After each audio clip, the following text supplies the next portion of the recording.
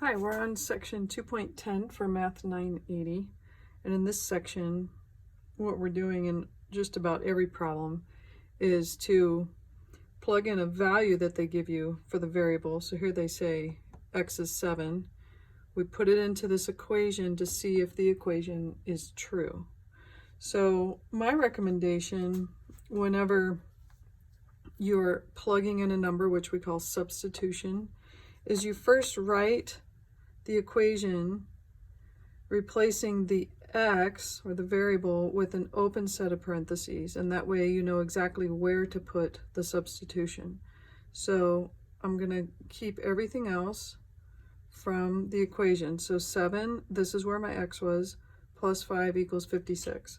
So now I'm going to insert the value 7, because x equals 7, into that parentheses, and what it does is it keeps your order of operations written in the right way so that you don't make a unfortunate mistake.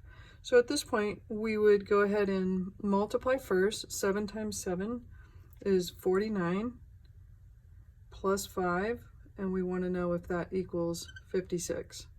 49 plus 5 is 54, which does not equal 56. So the answer in this problem is no. 7 is not a solution to this equation, because that's how the question is worded. 7 is not a solution to this equation. There is a solution to this equation. They're not asking us to find it. They're just asking us whether 7 is that solution, and the answer is no. So let's look at number 2. Number 2, we have x's in 2 places. So I would write it as 3 parentheses plus 2 parentheses plus 3 equals 33. And they want us to plug in the fraction 14/5. So that's going to go everywhere where I left these open parentheses.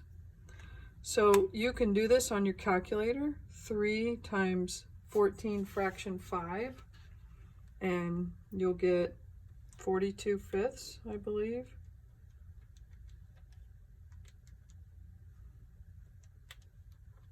Yep, 42/5. So I get 42/5 plus 2 times 14 fraction 5 is 7/5. No, I'm sorry, it's not. It's 28/5. And then plus 3 equals 33. So then you want to add these two fractions together.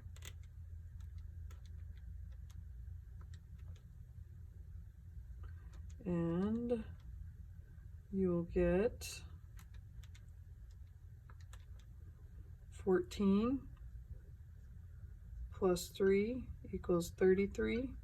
14 plus 3 is 17, which does not equal 33. So the answer is no for this one as well. 14/5 is not a solution to this problem. Now you could have done this problem in another way, which is a little bit quicker, although I'm jumping the gun a little bit because it involves solving the equation, which we're not going to really talk about until the next section.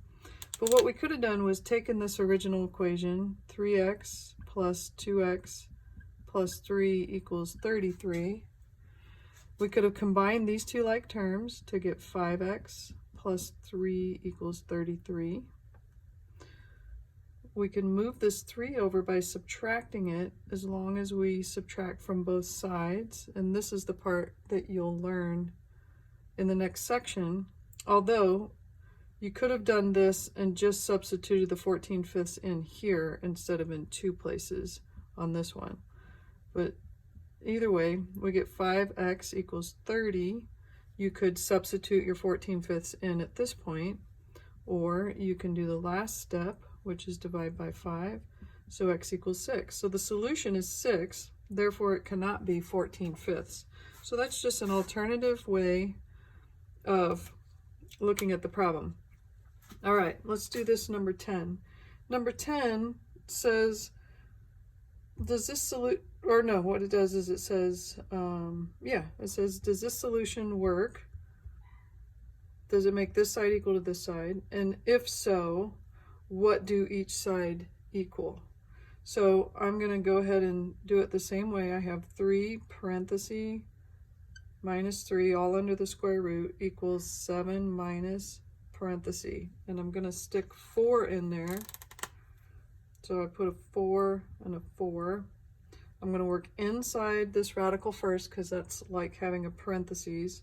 3 times 4 is 12, so I get 12 minus 3, that's still in the parentheses, equals 7 minus 4 is 3. 12 minus 3 is 9 inside the square root. Square root of 9 is 3, and you can do that on your calculator if you're unsure.